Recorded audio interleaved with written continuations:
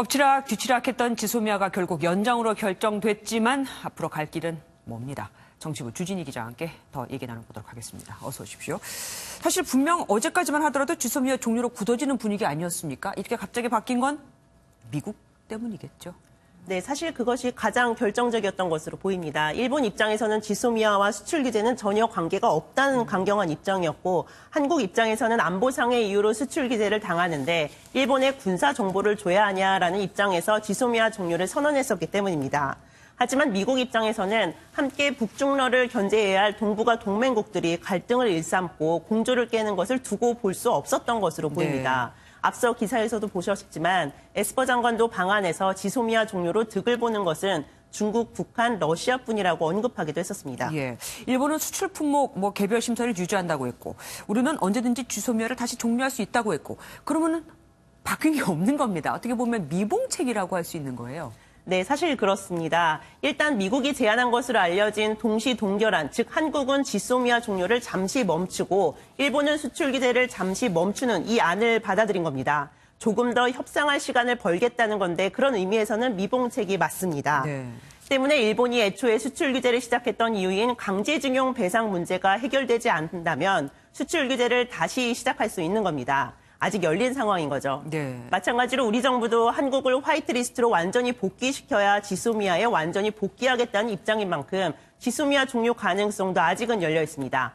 하지만 일단 한일 국장급 대화가 시작됐다는 것 정도에 우리 정부가 지소미아를 유예하겠다라고 한 것은 네. 우리 정부가 일단 양보하는 것으로 보입니다. 때문에 지소미아 종료 사태가 다시 온다면 그 탓은 일본으로 돌아갈 수밖에 없고 미국의 압박도 일본을 향할 가능성이 좀 높아 보입니다. 예. 그러면 일본 측 반응은 어떻습니까? 사실상 강경한 입장은 그대로인 것 같아요. 아까 보면. 예, 사실 그렇습니다. 사실 6시에 양국이 동시에 발표를 하기로 했는데 일본 NHK 방송이 지소미아가 종료가 유예되기로 됐다고 먼저 밝히기도 했습니다. 네네. 이어서 일본 정부 관계자 말로 지소미아와 수출 규제는 별도 문제지만 대화는 하겠다라는 언급도 소개된 바 있습니다.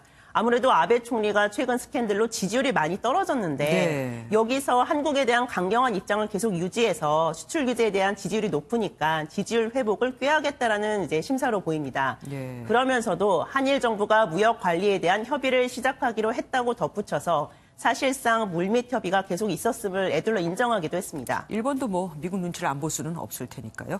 그리고 그러면 지금 만약에 북한이 미사일을 쏘면 지소미아를 인해서 우리가 정보를 같이 공유하게 되겠네요? 네, 그렇습니다. 이제 종전 그대로 가게 되는 건데요. 사실 지소미아가 종료가 된다면 한미일 정보 공유 협정, 이른바 티사를 강화하는 방안이 거론되기도 했었습니다.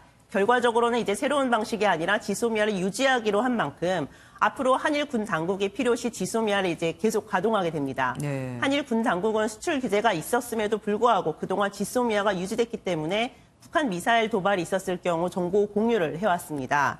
하지만 특히 오늘 이와 관련해서 국방부 관계자는 이번 결정 과정에서 국방부 의견을 많이 개진했다고 충분히 밝혔는데요. 네. 정경주 장관이 막판에 NSC 회의에 들어가서 지소미아가 가지는 신속성과 효용성을 강조한 것으로 보입니다. 예.